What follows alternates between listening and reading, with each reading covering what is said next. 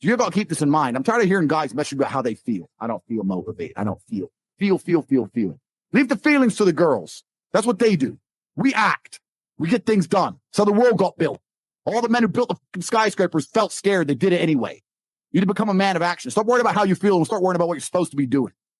I said this to somebody the other day. They were talking about how they feel. And I said, who cares how you feel? You're telling me I know you and I don't care. So all the people who don't know you don't care. You can't go up to a chick at a bar and say, you know what? Usually I'm really charming. Today I'm a bit sad. Can you let me off? She'll be like, go away, weirdo. The chick you want doesn't care. The job you're supposed to perform at doesn't care. Nobody cares. So why do you care? All the people out here in the world don't care, but you're going to sit there and you're going to care. You're the only person in the world who cares. You're going to walk around telling everybody, trying to find somebody who gives. Good luck.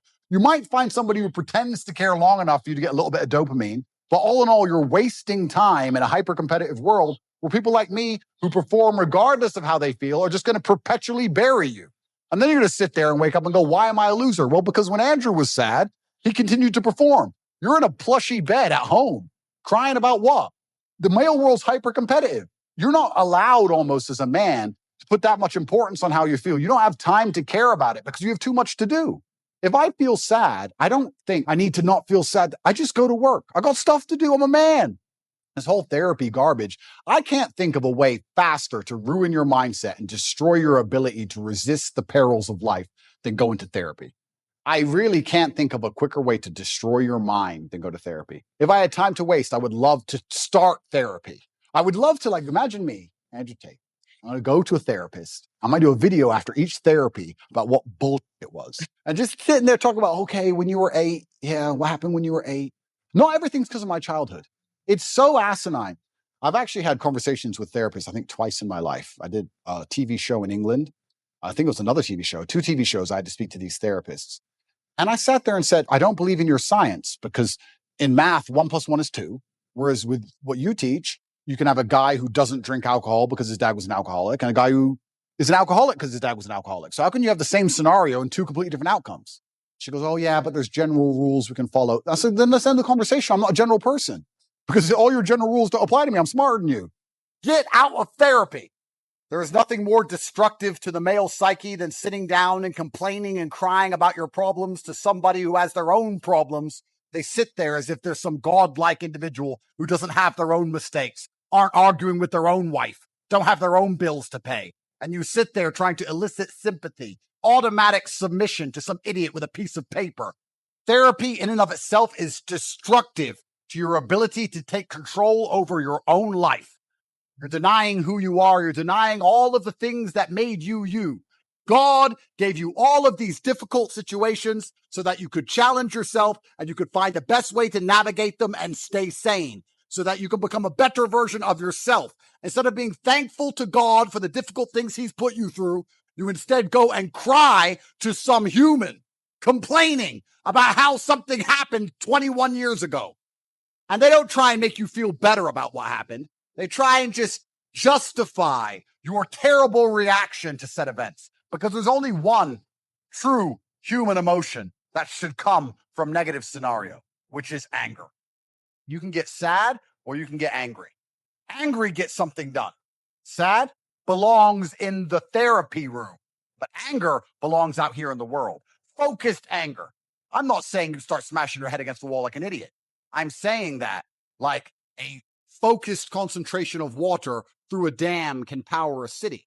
You should focus it in the exact direction it needs to go to solve the problem. If you're poor, get angry. If you're woman left, get angry.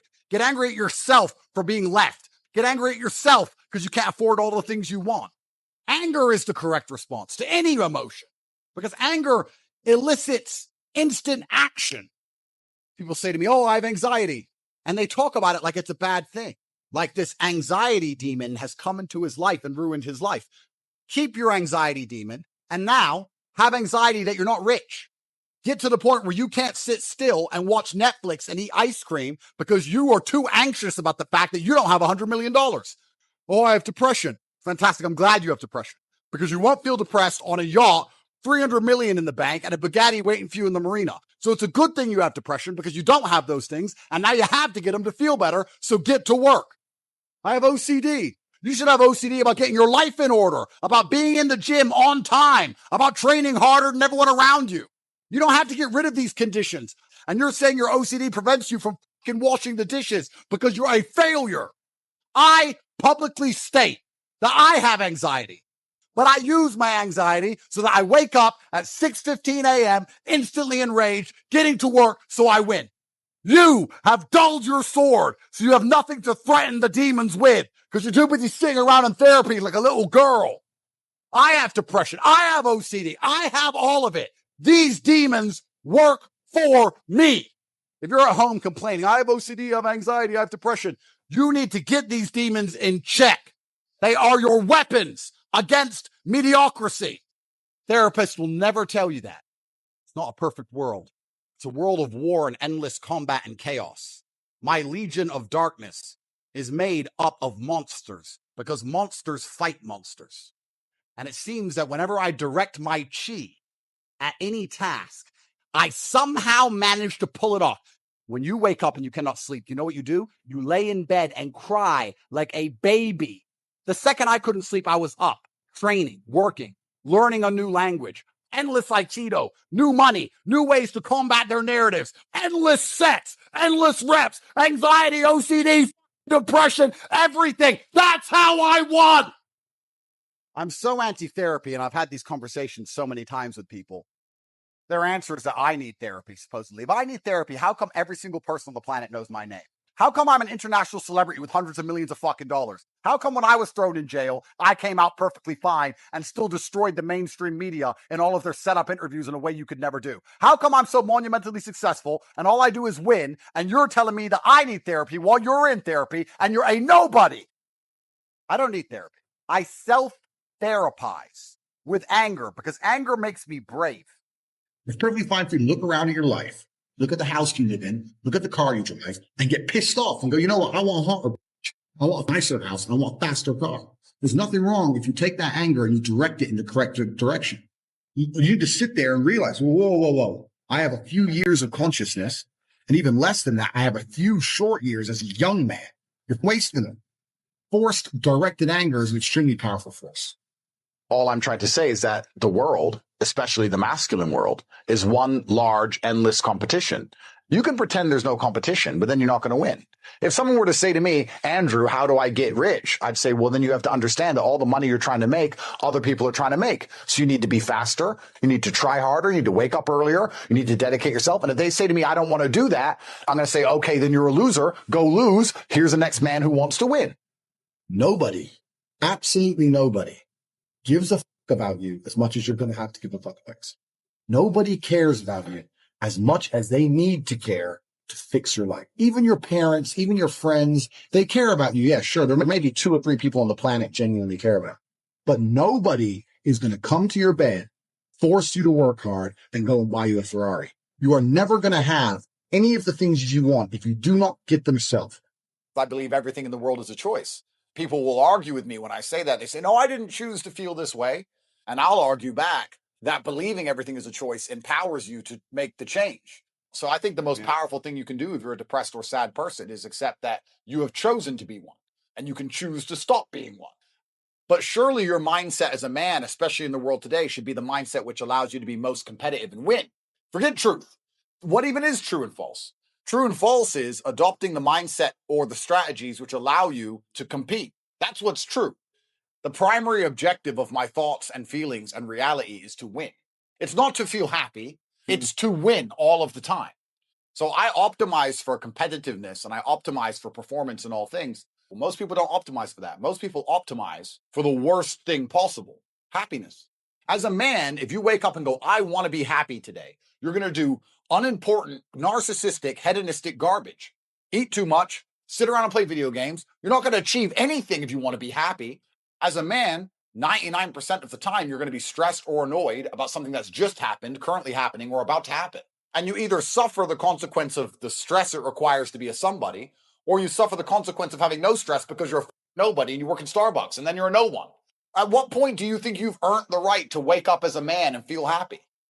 You find me a guy who turns up on time every time with a miserable look on his face and does his job.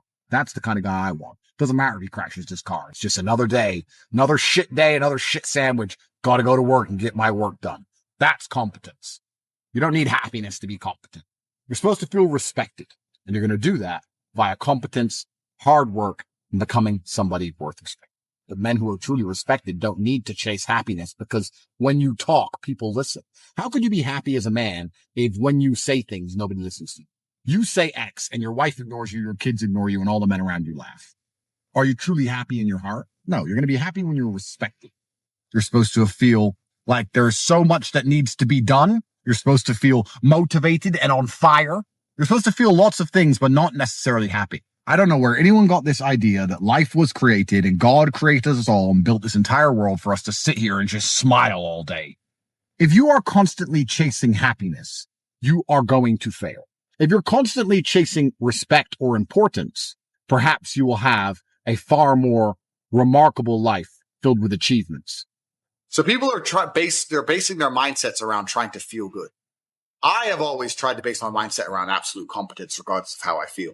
There are certainly disadvantages to that. There are times you're going to be a lot more pessimistic, or you're going to be a lot more pissed off about certain things than others. But if you construct a mindset that allows you to be as competent as possible, then you're going to naturally come to the conclusions I've come to.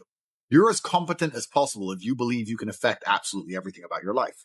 In the ultra competitive world that we've just discussing that everybody wants the things you have, why would you absorb or construct a mental model that doesn't allow you to be as competitive as possible? How I feel doesn't cross my mind. I woke up, whatever mood I happen to be in, I have shit to do. Like, I didn't cross my mind if I was happy, sad, excited. I just had to work. I'm certainly not a person who doesn't feel emotions, because we're all human. I certainly do.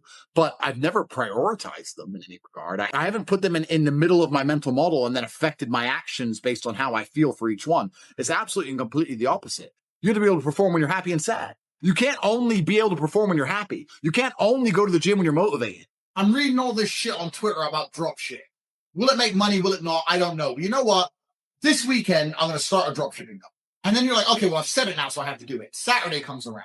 Even if you don't want to do it, even if you're not in the mood, whatever. But because you found the motivation to previously say it, by the end of play Saturday, you might have a dropshipping company, or you'll at least know more. You might be making $100 a day. Who knows?